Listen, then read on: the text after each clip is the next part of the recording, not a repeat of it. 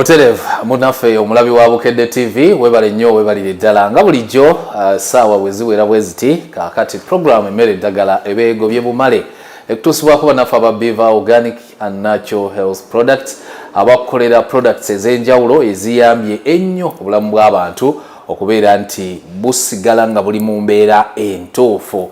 Kale nawe tugamba nti bw'ojja ku Biva Organics ne bw'oba toli mulwadde osobola okufunawo products ezongera okuyamba omubiri gwo okubeera omulamu obulungi n'okwetangira obaolyawo endwadde ezandikulumbaganye. Tusangibwawa awo Dr. Ssenjobe wajja okugiramu akubuulire amatabi naludda waawo osobola okufuna products za Biva Organic sinakindi n'obujjanjabi eri ggwe awuliramu enkenyera olunaku olwaleero. Nze Walugeme Moses nina mu ngalo zange akantu kenkutte kati mmanyi abamu ku mmwe mwebuuza oba kakyako. Akantu kano bakayita enkooge.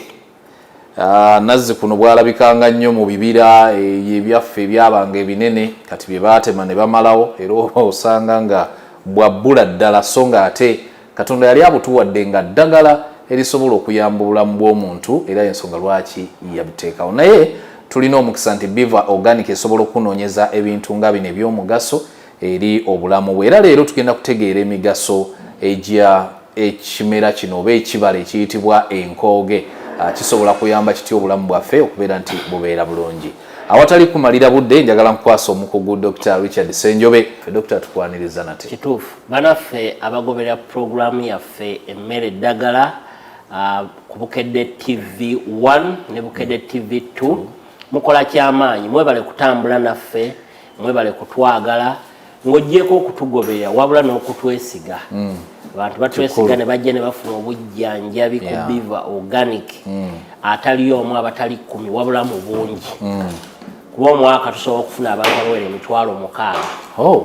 Ogwo omulimu abasobola okujja ku Biva Organic. Omulimu gwoba okoze guba munene. Okwetoola eggwanga kuba tulina branches nnyingi okwetoola eggwanga naye bwe tubagatta bawerera ddala 6,000.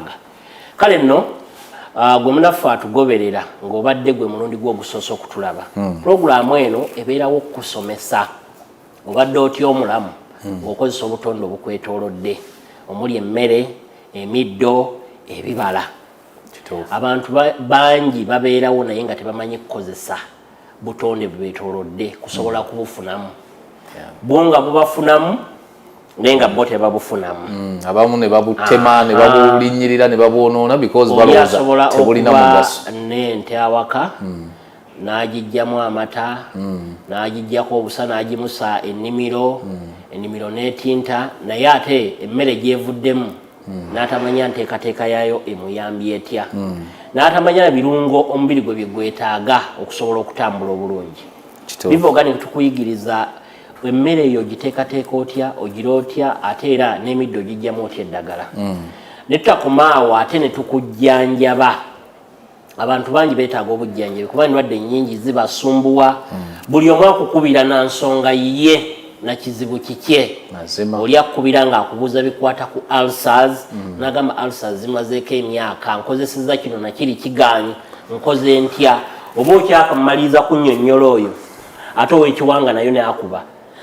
Nagamba Dr. Ssenjobe ekiwanga kinsobedde nkuba emyasi nziira nkuba emimiro ssenyiga tanzigwako n'ekyomukisa omulungi tulina lisaaki emala tusobola okukola ku ndwadde eziwerako nga tukozesa obutonde ate omuntu oyo atutuukiridde navvuunuka ekirwadde ekyo mu kaseera mpawe kaaga. Kale ekyo nakyo tukyebaliza Mukama kuba guba mukisa gw'amaanyi. Si buli ajjanjaba nti bajjanjaba bawona naye bw'ojjanjaba nga Mukama akutaddeko omukono oguwonya ekyo nakyo kyamakulu nnyo. Omukono oguwonya agukuteekako ng'okola lisaaki eri appropriate. Sigamba bugambi nti gw'ojja kuva eri nti olw'okuba ogaba vulu omuntu n'awona. Erina okuba ne lisaaki emala n'obukugu obumala ku kyokolako ekyo kikuyamba. Kuba omuntu ajja kujja akugambe nina obuzibu bwange ndwadde appendicitis ng'ekigambo oli gwakireetedde bangi bajja n'agamba waliwo nagenda ne mbagamba ndwadde appendicitis nga nekyayogerako takimanyi takiwuliranga nako. Kati ekyo tosobola kikwatako nga tukitegeera. Omulala n'agamba ndwadde cellulitis ebigambe endwadde ezimu nga zirumba mubiri ng'obulaba nga tubadde tumanyi ono ye cellulitis bulwadde bukwata bwe buti ne bukosa ennyingo bwe buti ne bukosa ebinywa ne ntuuka okufaanana bwe nti kati Biva Organic tukuyamba mu mbeera ezimu nekyobadde tomanyi tukuyambako okukizuula naye abantu babeera n'obulwadde nga tebabumanyi naye tukuyambako okuzuula obulwadde okukulagirira awatuufu woolina okukeberwa netuzuula ekirwadde oba ffe ne tumanya nti kino na kino kiva kuno tandika okukola bwoti okusobola okutereera. Kituufu. Tuli wano mu kibuga Kampala bwe munaffe ali mu bitundu by'eggwanga ebyenjawulo ng'oyagala kujja ku kitebe kyaffe ekikulu oba ku main branch tuli mu Kampala oluguudo luyitibwa Lubaga Road. Ku Lubaga Road tuli ku Access Building. Kizimbe kino ekya Access Building tuli ku ground floor opposite ne hotel yitibwa Ssenjobe. Tubeerawo Monday paka olunaku lubeera lwa Sunday lunaku tuweereza. Tulina amatabi ag'enjawulo okwetoola eggwanga. Mu Eastern tuli Mbaale okuliraana ekizimbe kya BCU era wabeera waggule buli lunaku ate olwokuna tubaawo n'ekipya tubaawo n'omusomo wamu n'obujjanjabi obw'enjawulo ku branch yaffe ey'Embaale. Nyongera okutegeeza bannaffe abali mu bitundu by'e Luweero, Nakasongola, Ngoma, Wakyato tulina branch e Kasana Luweero. Biva Organic tusangibwa okuliraana Airtel e Kasana ate atubeerawo n'obujjanjabi buli lunaku Monday paka Saturday. Ate olunaku olwa Tuesday tubaawo n'ekipya tubaawo n'omusomo wamu n'obujjanjabi obw'enjawulo era ku Tuesday n'ennaku z'omwezi nga 15 nze kennyini Dr. Richard ngenda kubeera nammwe banaffe ab'e Luweero. Tugenda kubeerawo n'omusomo wamu n'obujjanjabi okuviira ddala ku makya paka akawungeezi. Ate nyongera n'okutegeeza bannaffe abali mu bitundu by'e Mukono, Lugazi, Buyikwe tuli Lugazi wakati wa Shero ne Toto ku kizimbe okuli Abusa Bank. Olunaku lwa Wednesday nawo tugenda kubeerawo n'omusomo wamu n'obujjanjabi ku branch yaffe ey'e Lugazi okuviira ddala ku makya paka akawungeezi ku lunaku olwa Wednesday. N'amatabi amalala mangi ge tulina okwetoola eggwanga mu Eastern nga bwe mujja okuwulira nga mugoberera programu eno. Iganga tuli mabega wa poliisi eyiganga mu town era nawo wabeera waggule buli lunaku ate Saturday tubaawo n'ekipya ku branch yaffe ey'Iganga buli lunaku olwa Saturday mulukozese nnyo. Ekamuli tuli ku Temple Road.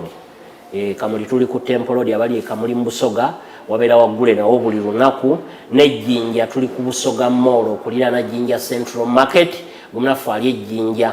Bw'oba oli mu bitundu by'Emityana tuli Mityana opposite ne main gate y'eddwaliro lya gavumenti Emityana ate ab'Emityana bunaku lwa Friday tubeerawo nawo n'ekipya.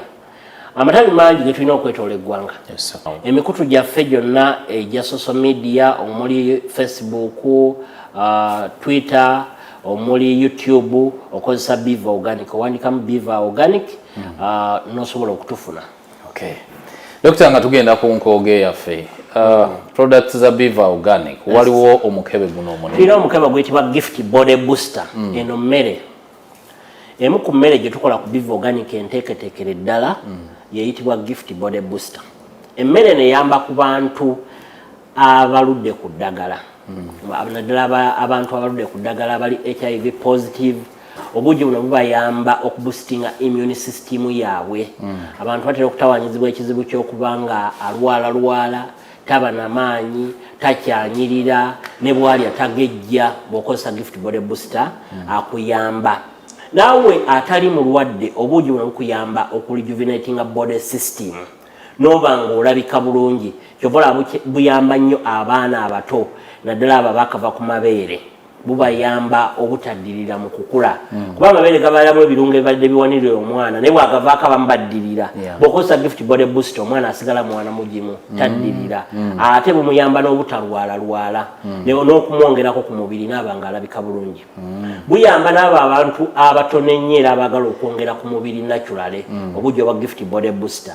Kale mmere yabiriisa n'emigaso emirala 1000 egiri mu buugi buno. Okay, so tonywa bunywe buugi wabula onywa biriisa. Naye nywa ebiriisa. Muzadde ayagala omwana we okubeera nga akula bulungi alabika bulungi kuba ekyana kinyuma nga kirabika bulungi. Waliwo kyendabyeko olwaleero kibebi nga kirungi. Tulina n'ekizigo kyaffe ekya Gift Organic Cream abaagala okuzigula ensusu olabike bulungi ng'olususu lusobola okweyimirira mu buli kyokola. N'endabika yo naawe ebenge ekweyagaza. Omanyi omuntu ayinza okubeerawo nga ye ekimweyagaza endabika ye. Bakyala kasaba nga alabika bulungi n'abaami ennaku zino okwekolako weekuli olabika bulungi olususu lwe nga lulabika bulungi kozesa Gift Organic Cream. Mukyala nga yategedde nti alabika bulungi genda ku mitimbagano ojja kulakasa bw'okozesa gift organic cream kozesa ne gift organic soap sabbuuni yo naakola ku bantu abakulu n'abaana abato sabbuuni wa lususu tomalaga naaba tonaaba kwayoza naaba ekintu ekijja okuyamba kirungi n'ayoza yalinnya ebbeeyi kati ati katugende n'owaffe ajja okukola ku lususu olubenga lulabika bulungi ate ojjanjabe n'endwadde z'olususu weewaawo olwaba tugenda kwogera ku nkooge byolaba wana basinga gwe busoosobbira bamba birabye ebbanga enkooge ogiraba ebeera mu kisunku kyayo sobola nokijjamu ssebo ogiraba nange kyansobedde enkooge yeeyo bweti weefaanana ogiraba ebeera mu kisunku kyayo ogisusa ebeera bweti ate bw'oba ng'ogifudde seedless ng'ogiggyemu ensigo esobola okukola ekirimba bwe kiti omugiso aziyita apedulu omuteso yaziyita apedulu omuteso aziyita apedulu omugiso aziyita emihuwa kale nno wano mu Buganda ziyitibwa enkooge oba emikooge ne mu Busoga ate abazungu baziyita tamalindi bw'owulya nga ayogedde tamalindi si tamaliki bannaffe ekigambo ekitawanya nnyo bangi tamaliki kyekinzaali tamalindi zenkooge tamalindi kakati bwe ziti bwe zifaanana enkooge zino zirimu emigaso mingi ddagala eriwedde emirimu ate nga kyakunywa ekiwoomu era zikolebwamu juice ow'ebika ebyenjawulo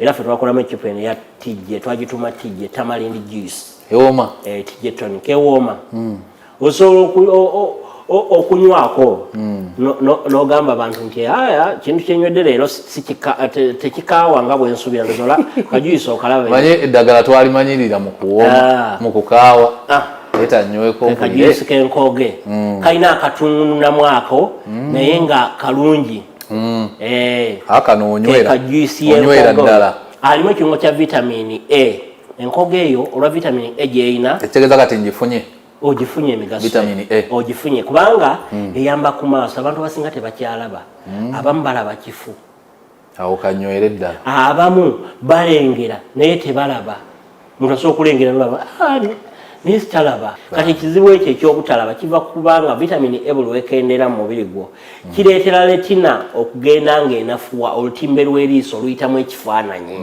nekireeta ne optic nerve obusuwa obutwala ekifaananyi ku bwongo obutakyakibaka muno nga eriiso lyo terikyabaka kifaananyi